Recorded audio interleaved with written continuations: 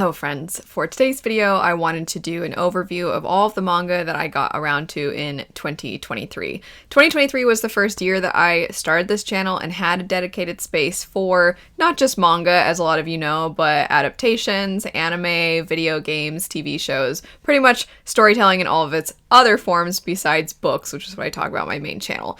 And I just want to say a big thank you to all of you who either found this channel just on its own or have followed me on over here from my main channel. I just want to say a big thank you to you because it's been really wonderful being able to get excited about all these other types of stories that I really love, and also to see a lot of your recommendations. I did a 24 in 2024 TBR, and some of it's not just to be read, but some of it's to watch and play and things like that. But regardless, I plan on trying to get through that, hopefully, and complete it before 2024 is over, and then just go through community tab posts and comment sections and try to really zero in on your recommendations, because a lot of you have left recommendations that I think sound so good and I'm really excited about. But in general, this long intro is just a very meandering way of me saying thank you so much. It's been so much fun. But anyway, finally jumping into the manga that I got around to in 2023. And this won't be in any particular order. It's just kind of whatever's right next to me on my cart. So first up, one of my favorites, Hat Atelier. And I'm not just going to mention the ones I got around to, but how much of each of these I read. And with Hat Atelier, I have read through the entirety of what is currently out. This is an ongoing series, and it takes a long time between volumes. Sadly, that's the biggest drawback, and probably really honestly the only drawback. Everything else about the series is magnificent. I will say it starts off in a way that I do not believe really showcases every bit of potential that the story has and just how much depth you end up getting. The themes in this are really fantastic, and honestly, it kind of, in a very whimsical, beautiful setting, is kind of about the pitfalls of humanity and just how, as a collective, we all kind of suck. I feel like that's sort of in the backdrop, while at the forefront is this beautiful art and the innocence and beauty of a child as they are being exposed to the harshness of the world. And it's not just one single child, but a group of children. And the adult figures in this kind of serve as, I feel, you, the reader, where they're seeing the world for what it is. They've experienced hardship already. They understand why certain things are set up the way they are, but they also kind of understand why the antagonists have the views they do, because it's really truly not black and white. There is a lot of grayness both on our hero's side and you could argue the villain's side, and you're kind of seeing why that is. But anyway, I don't want to say too much more about the series. This is not a review for Hat Atelier. I do think this series is fantastic and I am all caught up with it, but like I said, it takes so long for each next volume to come out, sadly. But I also understand, because the art in that, besides Vagabond, I don't know that I've seen too much art that is comparable. And also Vagabond art, it's just a completely different style. So there's that as well. And that can come down to preference. Another series I'm all caught up with, Spy Family. I love Spy Family, as do I know most other people. I'm not alone in this. I have read through all of what is out with the manga in these particular volumes, because the releases for the chapters, I believe, are on Shonen Jump, but I read them as they come out on in this form. So I'm caught up with this, and I've watched the first season of the anime. I'm not caught up with the anime, but this is just such a joy. I will say the newest volume had one of the hardest hitting moments, and I think I just recently watched the movie Grave of the Fireflies, which was one of the bleakest, most depressing things. And if you have read through this most recent volume and that beginning, that opening where you're kind of getting a flashback to our character Lloyd Forger, our main hero here, our main character, if you really enjoyed, that's probably not the right way to put it, but if you felt deeply for that and you want to see more things like that, then I would recommend Studio Ghibli's Grave of the Fireflies. It is heartbreaking. It's just pretty much all about the effects of war on the innocent, and you do actually see that in Spy Family, which was somewhat unexpected just because this has been such a fun, goofy time. And I would say that's what it is the majority of the time. If you haven't checked out Spy Family, it is such a delight. So when you get those harder hitting moments, they almost hit that much harder because of that juxtaposition and those highs and lows. I always talk about, for some of my favorite series of all time, it comes down to how much do they reach those extremes. And this one, I think, is showing that it can. And also, even if it didn't, though, it's such a delight that I never will probably get tired of it. So it is lovely in that way. But I think it's skyrocketed to being one of my current ongoing favorite series of all time. Really, really love Spy Family. So glad I took the plunge. Next up, another series that I got caught up with and I completed because it is completed, and that would be The Girl from the Other Side. So I think this is a masterpiece personally. It is not for everyone. It is abstract, it is heady, it's unclear, it's convoluted, and a lot is up for interpretation, especially with its ending. But to me, it all worked. And what I was just describing about having those highs and lows, the beauty and the innocence with the relationship between this little girl and her teacher, as she calls him, it is heartbreaking, heart-wrenching. It's the sweetest thing, and it means that anytime something gets in the way, something tears them apart, you feel so strongly you just want them to live their sweet little life in the woods making pies, and it's so wonderful, but so kind of bleak and eerie at the same time. I do think, though, that it is so abstract and convoluted and the explanations are a little vague and unclear that it's going to irk some people, especially for those of you who are big fantasy fans and you prefer the world building and everything to be laid out in a way that's very clear. You don't really want it to feel like there's this distant lore that kind of sort of affects things, but you don't really understand. Basically, I'm thinking Elden Ring. If you're like, I don't know what's going on, I don't like that, which actually usually irritates me. This is falling into the camp of I shouldn't have loved this, but I did, because I do usually prefer things to be less up for debate. I usually like things laid out a little clearer. For me, this one, though, is an example of the atmosphere fits so well with that type of storytelling that I thought it was masterful. I think it's really hard to accomplish that kind of story, but I thought it was great. If you haven't picked this one up, this is weirdly a good one, I think, to start with if you're not really a manga reader, because it's not that many volumes, and there's so much to it that I think a lot of people can connect with, and the art is very minimalistic, but I think it makes it so it doesn't feel too overwhelming. It's not like they're doing too many creative things with the paneling.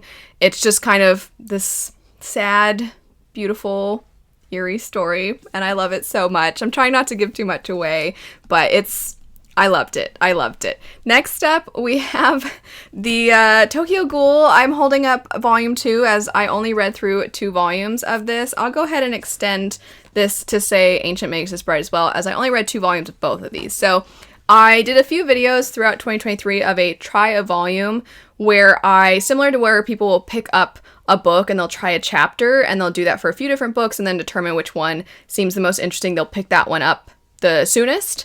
I did something similar, but I just wanted to read a single volume and see if some of these really were for me or not, because both of these are ones that I have been interested in, but I just didn't know if they were going to appeal to me that much. 1 volume, of course, is not that much to be able to determine. Usually you have to give manga more time, and if I'm relating it again to a single chapter, usually a single chapter isn't enough. But I at least wanted to dip my toes in both of these series, and both of them within their first volumes I was a little unsure but wanted to continue, and interestingly I liked this one more in its first volume, this one I liked a little less, and then in volumes 2 I liked this one more, and this one's volume 2 I liked less, but I still plan to keep going with both of these. I'm still on the fence. I don't want to commit to trying to read through the entirety of these series. I know this one has some I think they might both have spin-offs, actually. I have to double check that.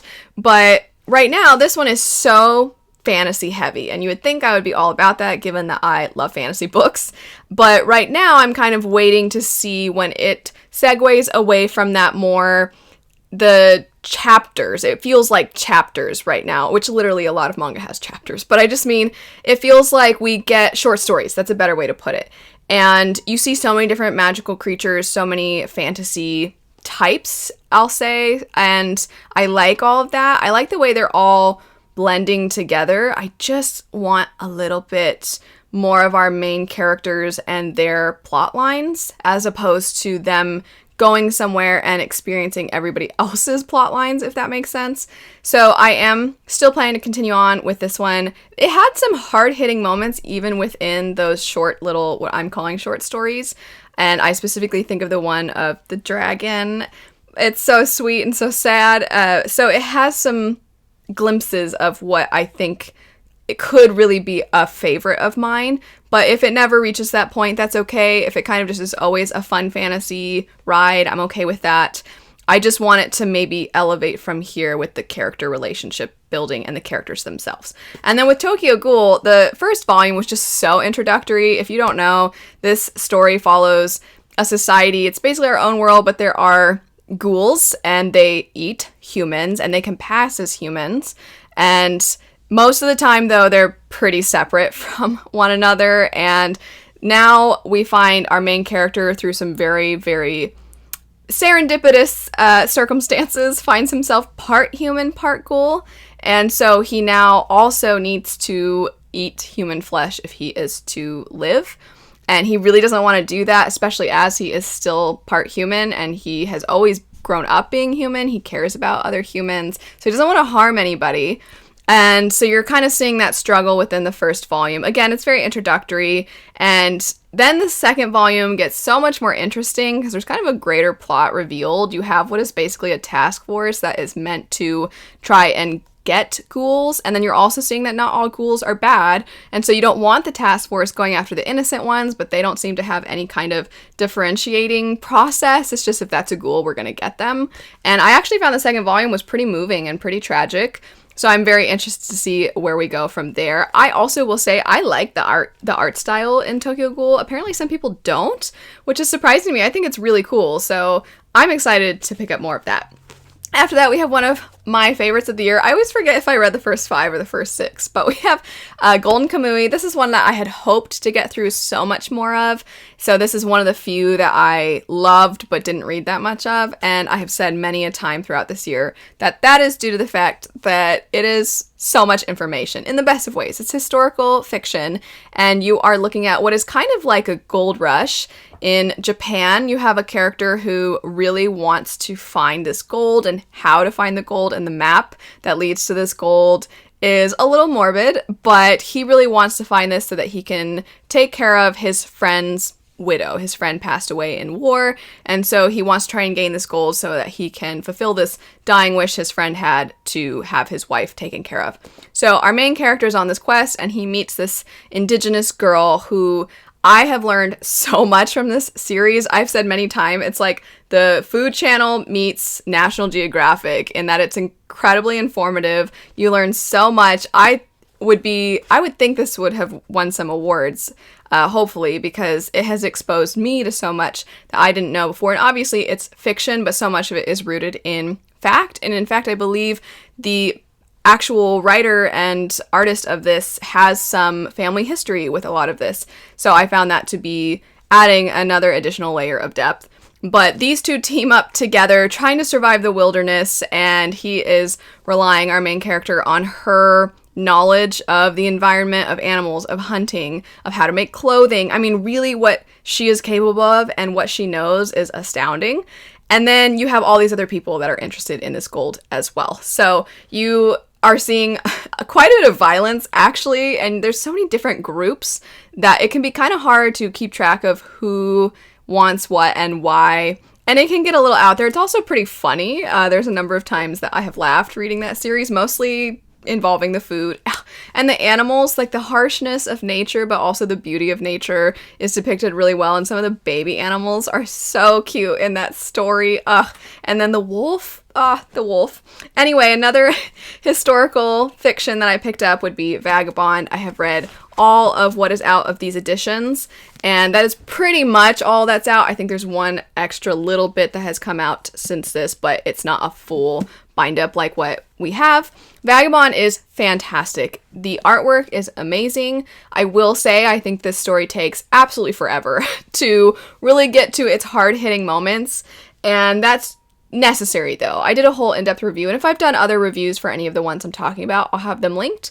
But with Vagabond in particular, really understanding the impacts and the psychological effects of not just violence, but the glorification of violence and strength, and how they view strength. In order to properly dissect that, you do really have to dismantle for a very long time, and that's what you are seeing with our main character, Musashi. You also see other characters throughout that are phenomenal and arguably are as much the main character and as much representing the ideals that he seeks. I really enjoy the story, but like I was saying, it takes so long, and for so many volumes, he is so unbearably frustrating because you're like, oh my gosh, how thick is your skull? When is this all going to sink in? And you see glimpses, you see bits of character growth very, very slowly. The reason, though, that I'm highlighting this so much is that if you do want to get into Vagabond, I do really want that to be known because I, for a long time, was frustrated with him, but I knew because I had a lot of other people that had read it before me that were like, just wait, just wait, just wait. And so I do think it's one of those series that if you're wanting to get into it, I think you do want to plan on probably reading everything that's out. I don't typically like saying that because there are plenty of stories that people can tell right away, this isn't for me. I just really think that for the themes to be as well executed as they are, it does need time. And then on top of all of that, though, I will say that the artwork is so beautiful, and to see the progress too, it already starts really great, but then to see the progression of skill and just some of the later volumes, the way in which everything is depicted, some of it isn't even about the skill level, some of it is the artistry and how the themes are represented or how the inner turmoil is represented through the artwork, kind of the inner demons of the character, is phenomenal. So definitely highly recommend Vagabond. Just know you're in for a while of frustration with some of the characters. A few other things that I got around to, one of them would be Downfall. This was a single volume, so you could say I completed it, but it was one volume. And I won't go too into depth with this one. This did make my worst of the year, and the reason I'm putting quotes around worst is because I didn't think the way in which the story was told or the artwork or anything like that was bad. I just hated the feeling. I hated following this man. I think you're supposed to. You follow this, I'm going to use quotes again, tortured artist, who is honestly just a despicable human being. I think there's a lot of commentary, though, on how we idolize artists, depending on all different kinds of artists out there. It doesn't really matter. The idolizing of these people, and in actuality, some of them are truly atrocious. And that is the case with this man. He is a horrible person. And so I kind of hated reading that. And it shows how awful he is. It doesn't shy away from it.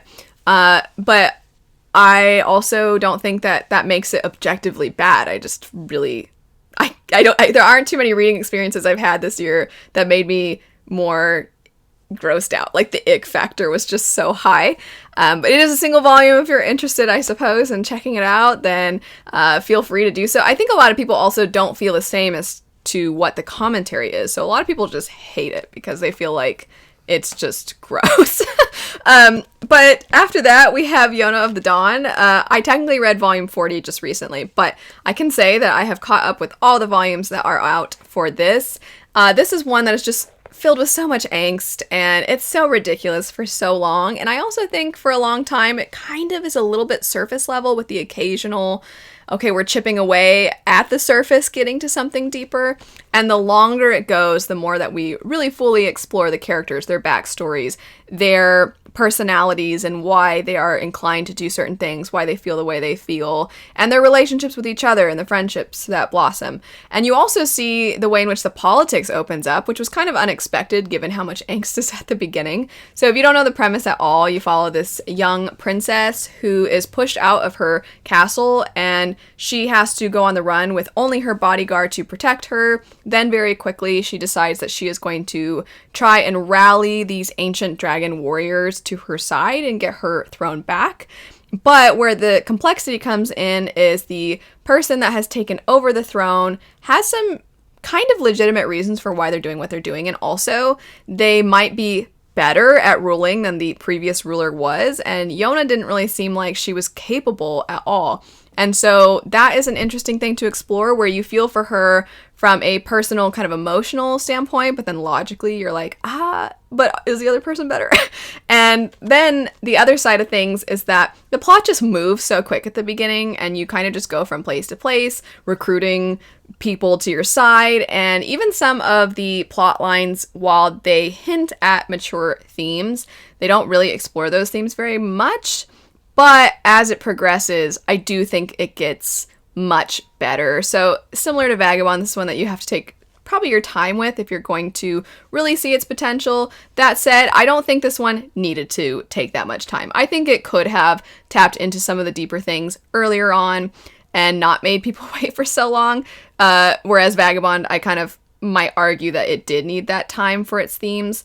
All that said, I, at the end of the day, just think that this was a lot of fun. I have fun when I come back to it, and I don't think it's maybe on the same level as some of my other favorites from 2023 or some of the other manga just in general that I got around to, but it's just kind of now a staple in my reading where I look forward to the next volumes. It's just kind of like the dessert to your hearty meal, if you will, where you're like, I'm not probably getting a whole lot of nutrition from this, but it's so fun. In a food example, it's so yummy. We have a few other things that I'll just really quick get through. I will have a whole video about things I am DNFing, and so I don't want to spend too much time with these, as I will have mentioned them there. So one of them is Silver Spoon. Another would be 20th Century Boys. That one was probably the saddest hit for me. I really was looking forward to that one. And then Solo Leveling. I might have forgotten to mention Solo Leveling in my DNS video because I picked it up so early in the year, and I read a decent amount of it. And this is one where it just feels like it starts kind of what I was describing with Yona of the Dawn, where it starts really fun and cool, and then I was waiting until it was more than that, and it just seemed like it was never going to be more than that, and I'm like, okay, that's fine. It's just going to probably continue to be really cool, and that's not really what I'm looking for. I want a little bit more of the character and understanding the relationship with his sister and what's going on there, and it just didn't really seem like that was the direction it was going to go in. It actually did remind me in a lot of ways of a fighting video game, which I have fun with those, but that's because I can play them. I want a little more story and something that is more story driven. So anyway, that one was a DNF as well.